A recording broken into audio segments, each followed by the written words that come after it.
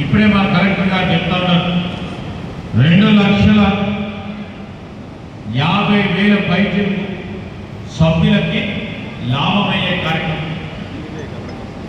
మన నియోజకవర్గం ఈ జిల్లాకు సంబంధించి ఇంత పెద్ద ఎత్తున లాభం జరుగుతూ ఉంటే పండుగ చేసుకోవాలనే ఉద్దేశంతో ప్రతి ఒక్కరికి తెలవాలనే ఉద్దేశంతో మీరందరూ కూడా దీంట్లో భాగస్వాములు కావాలని మరి జిల్లా వ్యాప్తంగా కూడా ఈ ప్రత్యేకంగా ఈ నియోజకవర్గంలో ఈ కార్యక్రమం చేపట్టడం జరిగింది.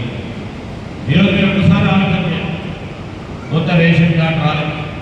కొత్త రేషన్ కార్డు రాకుంటే ఆరోగ్యశ్రీ కార్డు లేకుంటే ఆరోగ్యశ్రీ కార్డు ఇవ్వని చెప్పుకుంటా ఉన్నాయి. గత ప్రభుత్వం 10 సంవత్సరాలు టీఆర్ఎస్ పార్టీ ప్రభుత్వం పాలన 10 సంవత్సరాలు గడిచింది.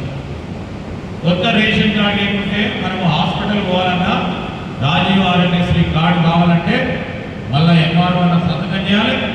లేకుంటే మీకు తెల్ల రేషన్ కార్డు ఉందని ప్రభుత్వ ఆసుపత్రి కానీ ప్రైవేట్ ఆసుపత్రిలో అడుగుతా ఉంటాం. రెండవది రేషన్ కార్డు లేకుంటే మనకు గుర్తింపు కూడా లేని అంశం.